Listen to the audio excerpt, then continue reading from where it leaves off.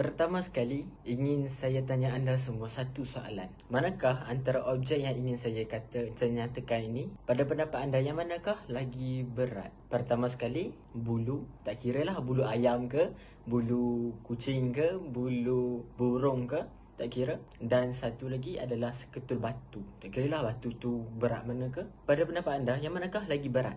Pada pendapat saya sendiri, mestilah batu kan lagi berat. Sebab apa? Sebab ternyata kan bila kita lepas antara mereka dua tu, mestilah batu jatuh dulu kan daripada bulu. Tapi persoalannya, mengapa para saintis melakukan eksperimen dan mereka mendapati kedua-dua objek tersebut boleh jatuh pada kelajuan yang sama? Mengapa inilah pada hari ini biar kumpulan kami kupaskan dan jelaskan mengapa situasi tersebut boleh jatuh. Situasi bulu burung dan batu boleh jatuh pada kelajuan yang sama.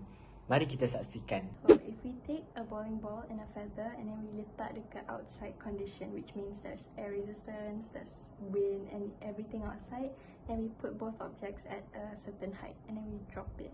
Of course, the bowling ball would fall faster than the feather because of the mass of the bowling ball is higher than the feather. Because you know acceleration depends on the mass of object.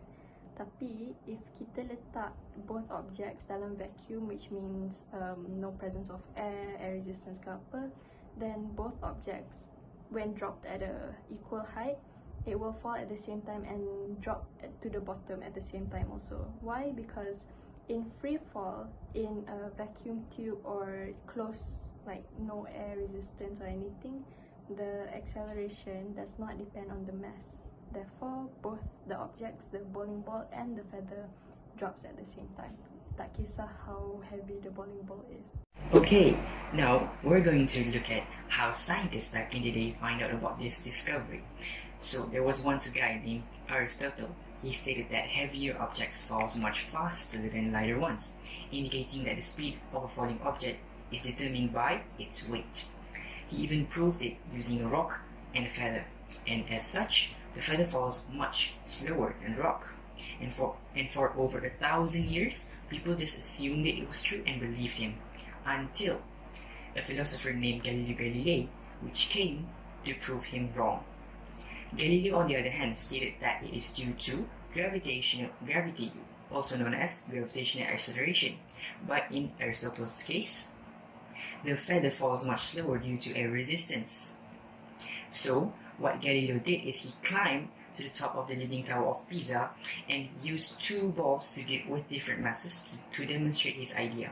Assuming that the air resistance is negligible due to the same shape, he dropped the ball in front of the whole crowd. And, to everybody's surprise, both balls fall at the same time, proving that his theory was right. Now, looking at recent discovery, with the contribution of technology, we can clearly conduct the experiment more accurately. We're able to create a vacuum chamber and conduct the experiment without air resistance.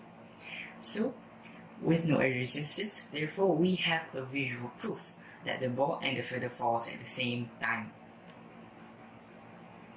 So, after hearing some good explanation given by my friend regarding this topic, now it is the time for me to share with you some simple question regarding this topic, free fall.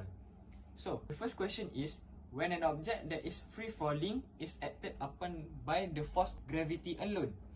So, the answer for this question is true, because the definition of the free fall itself is the movement of an object or body only under the influence of gravity, which means that the mass and the air resistance is independent towards the body. Next, when a ball is thrown upward and is rising towards its peak, as it rises upward, it is not in a state of free fall. The answer is false, because in free fall case, the movement of a body is towards downward, which means towards the core of the earth, because forces of attraction of gravity will pull the body towards the center of earth. Next, when an object in free fall experiences an acceleration which is independent on the mass of an object, the answer is true. Just like what I mentioned before, free fall scenario, the mass and air resistance is independent. The only force acted upon the body is gravity alone itself. So moving on to the next question. When a very massive object will free fall at the same rate of acceleration as a less massive object, the answer is true because the mass is independent in this free fall scenario. So the next question sounds like the value of g on Earth is approximately 9.8 meter per second square. The answer is true. I know some of you guys must be wondering why the value of g is 9.8 meter per second square, but during our school's day we use 10 meter per second square. So scientists discovered that the value of g is approximately 9.8 but not 10. So bear in mind to use 9.8 meter per second square but not 10 meter per second square. Okay, so the last question that I would like to share with you is the symbol H stands for the force of gravity. The answer is force. Why? Because the force of gravity can be represented by the symbol of G. So I think that is all from me. Thank you.